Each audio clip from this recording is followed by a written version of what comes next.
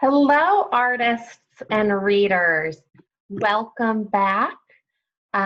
Today we are going to do another Flat Rosie extension, Flat Rosie's movie night at the Goodikins Public Library. And so if you haven't, stop by the library and get your kits. This week, your kit will have a template that looks like this. And attached to it will be a little envelope. And that envelope will have your extra little pieces. So let's really quickly go through what's going to be in the kit. You are going to have your template, and then in your little envelope, you should have two little pieces of scrapbook paper,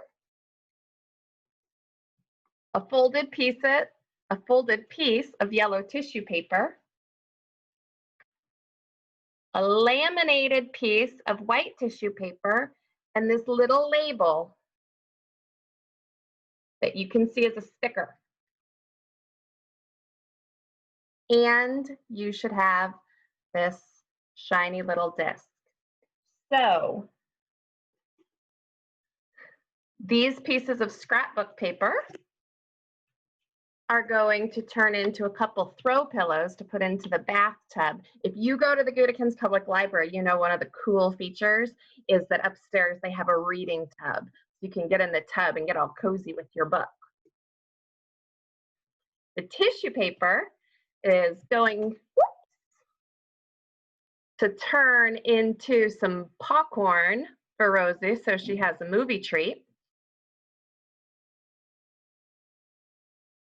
The laminated tissue and label is going to turn into a little milk jug for more movie treats, so Rosie has something to wash down the popcorn with. And the little shimmery silver circle is going to turn into the DVD case for Rosie's movie night. So I will walk you through the steps. I'm going to kind of go, I think, rather quickly so you can pause this if you need help. Some of it will probably be pretty self-explanatory. Let me share my screen with you, my dears. All right. So as you can see, the first thing I did was color the template. This is going to be the back of the tub, and this is going to be the front of the tub. So you can see that this portion here, you won't need to color. Let me show you what it ends up looking like.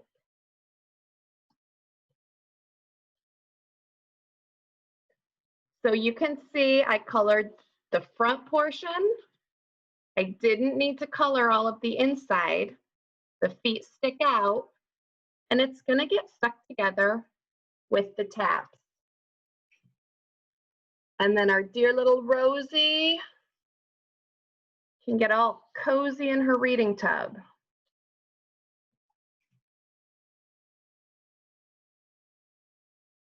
So I went ahead and I colored the items. I started to color this. At this point, I wasn't sure what I wanted to turn my DVD case into, so I left that.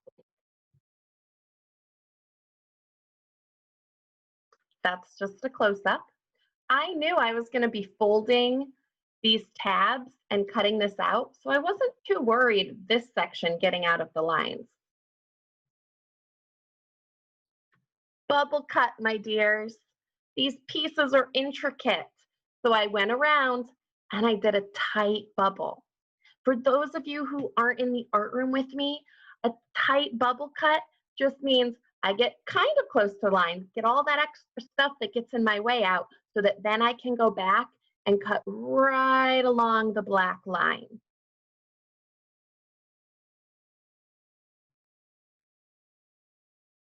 So then I laser cut this. And when I say laser cut, what I tell my students in the art room is I try to leave the black outline showing. So I try to cut just right along that black outline, but so that I'm not cutting the line off. When I cut the front piece, I just cut straight across the tab, and then I went back and cut in these little pieces. You're going to get better results when you have these itty little bitty spaces if you're always cutting forward.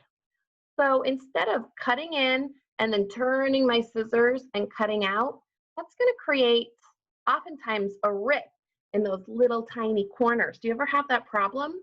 So I'm going to solve that problem by cutting in and then pulling my scissors out and cutting in. And then where that cut meets, I can just kind of take that little piece out. So when I cut this piece, I cut in, then I took my scissors and moved them and cut in, and then it was so much easier and smoother to cut this piece. Another little tip is a lot of times when you cut at the very tip of the scissors, you get a little bit more of a rip. I always recommend using the back of the scissors as much as possible. So when I cut, I don't open and close my scissors the whole time while I'm cutting. I usually cut very slowly and then around here, open up my scissors, move my paper back, because I get more leverage and control the closer the blade is to my cutting hand. So I kind of keep my scissors here. You know, when I was a kid, we cut nonstop in school and things have changed. So you guys do not get as much cutting practice as I did when I was a kid. So those little things are just some tips to help your cutting go smoother. And there, I think I'm just kind of giving you that close up. And then I got rid of those little pieces and I folded all my tabs back. Now, when I first placed my front tub on the back tub, I felt like I wasn't getting it to fit very well, so I ended up cutting off the little tab. Yours might work depending on how you fold it, or it might not. So I ended up cutting off these tabs, but you probably won't need to do that. So you can see on the back, I have the tabs folded, and then I placed the tub on top. The feet should be able to fit between those tabs. And then I just use a glue stick to push those down. And again, I recommended this last time. Sometimes when I just use a glue stick, I like to stack a bunch of heavy books on it until it's completely dry to make it more stable. I also found that when mine wasn't fitting, I went in the back piece, I slivered off more of that black, and that helped it fit a little better if you have that struggle. Yours might be fine. You might not be such a crazy perfectionist like me. And then I glued those tabs, pushed it down. That's what it looked like. You can see I kind of cut those tabs off. I cut closer so that it fits. And then bam, bada, bam, there was my tub. I also put a little dash of glue on this little end and this little end and pushed them down just to make it more secure so it wouldn't stick up. Then I grabbed those two pieces of scrapbook paper. I flipped them to the back and drew more of a pillow shape on them, like a throw pillow. I wanted them to look a little bit fluffier. I gave those a tight bubble cut, and then I laser cut them. And then they gave me more of a pillow shape.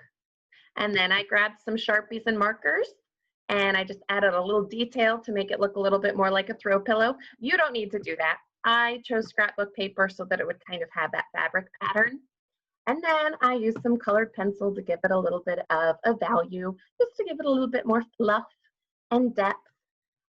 We've learned in the art room that value and value scales can be used to show visual form.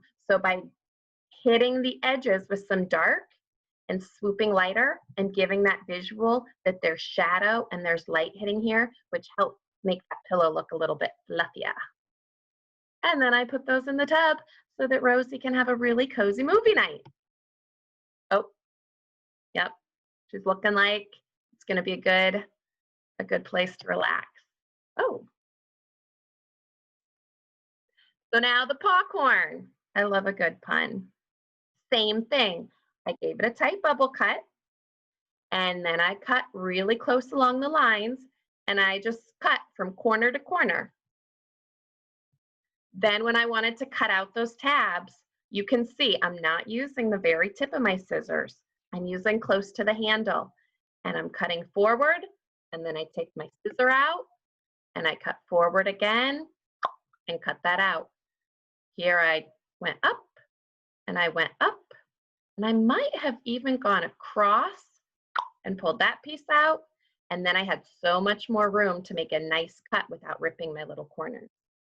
Now this one is probably the trickiest one to fold. So when I have little pieces to fold, sometimes I use a straight edge or a ruler, and I hold it over so then I can just bend the little tab and it keeps my crease really straight. I folded all my pieces forward and then folded them back. So you're going to need to fold, let me go back there. You're going to be folding this line, and you're going to be folding this line. The hardest ones to fold is right here and right here. So I laid my ruler here, and then I pinned the piece up. When I got 1, 2, 3, 4 folds done, then I folded them back the other way. So you can see that's what I'm doing. And then I folded it back the way that it was designed to go. So then I turned this around, and this front section is going to be where I put the popcorn. So I grabbed my tissue paper and I started tearing it up and crumpling it up into teeny, teeny little balls. I used some torn pieces and some crumpled pieces.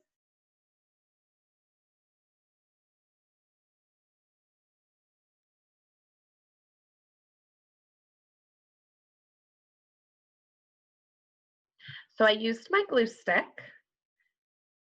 and I took my sort of flat pieces or my folded pieces and added a base layer of my popcorn. Then when I got that base layer with tissue paper, I really gobbed my glue and started pushing my little crumpled kernels onto it. I pushed those pretty hard. I think I had some extra pictures downloaded in here. I'm sorry, my dears. And so then when I had my crumply popcorn, I put a lot of glue on this tab and a lot of glue on this tab. And this one is a little bit trickier because this popcorn turns into sort of a little bit more 3D than our other pieces. So the folding and the gluing feels a little bit more complicated.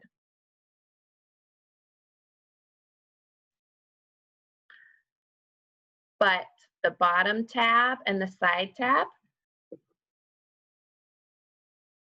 I just wrapped it around, and the little tab goes at the very bottom, and then the big tab around the side. And so you can see it kind of gives you like a little bit more of a 3-dimensional look. And when I did that, I glued it, and then I just pinched it really hard for a while. That one's a little harder to have a stack of books on it since it's a little bit more 3D. And then there you go. And now Rosie has a movie treat. But that buttery, salty popcorn is probably going to make her thirsty.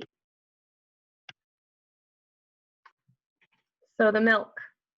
To make her milk bottle, you're going to grab that laminated piece and the little label. Yes, I definitely had extra pictures download. Sorry, my dears, but I'm just going to continue. In that little sticker, I just sketched out a milk label. You can make it look like whatever you want.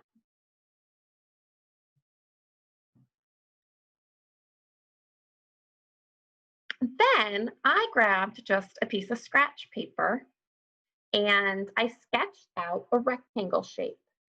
I thought just drawing a milk bottle could be a little bit complicated, so we're just going to break it up into simple shapes. Everything can just be broken up into simple shapes, and then you can manipulate the lines to draw anything. You can draw a line, you can draw a shape. If you can draw shapes, you can draw anything. So I put my milk label next to my rectangle to make sure that it was big enough that my label would fit on my bottle. Just a rectangle. Then I added a little rectangle square to the top.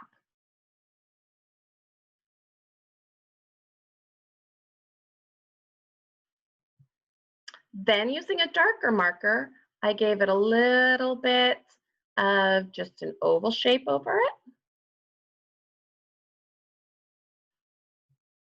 rounded those corners, traced the edges, and I gave it a slight smile line. Because in the art room, we've talked about when we draw cylinders, creating the bottom edges like a smile line gives us that visual form. It tricks us that this is actually a cylinder and not just a flat rectangle. So then I took my laminated piece and I laid it over my sketch, and then I used a dry erase marker to trace it onto my laminated piece. And then I cut it out. And I used the back of my scissors, not the edge. You could do this in a Sharpie if you want to show the edges of your bottle. I think a lot of people like that. I like the edges to not show because I think it makes it look more like glass.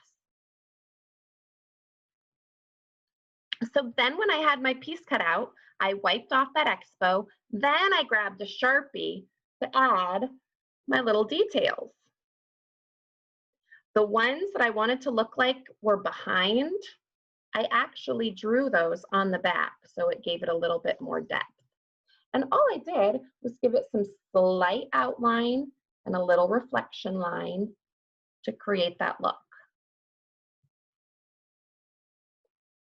You can see I just partially outlined the side and the reflection line, and this is the back. So I added that to the back. Then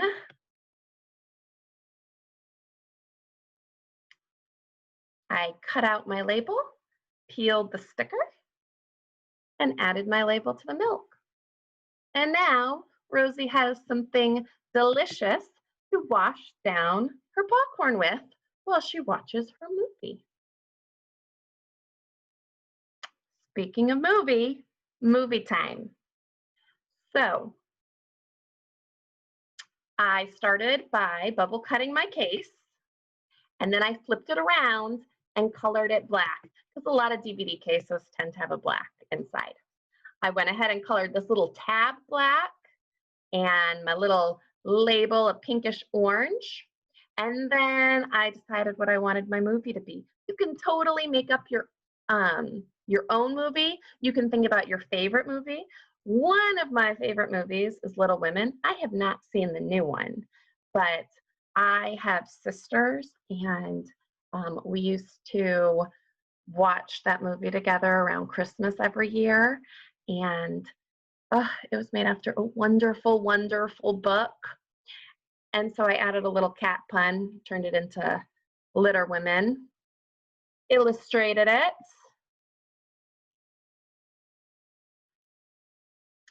colored it, all these extra pictures. And then I laser cut that out. And then this is optional, you don't have to do this, but if you have a hole punch, I went ahead and hole punched my disc to make it look a little bit more realistic. And then I'm going to fold this case down this tab and down the middle. Once I folded this tab, it was really easy to just kind of fold this piece in half. You can see I started to fold this piece.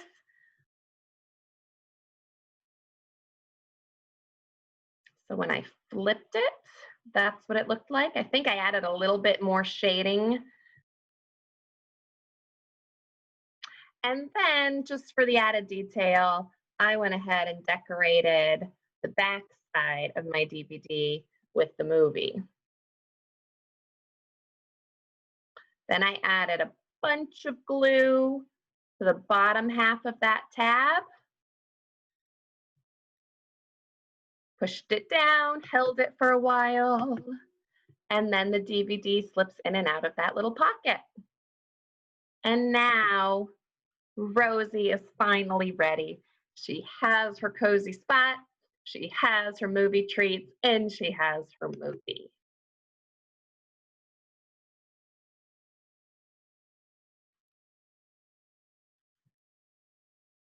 So there you have it. Rosie, we made her last week. If you don't have a Rosie, you can stop at the library and pick one up.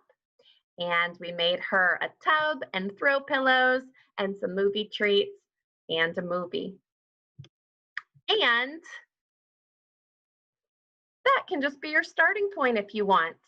Maybe you want to use that to sort of figure out how to make a whole bunch of your own movie cases. Maybe you want to make a whole shelf with all your favorite movies.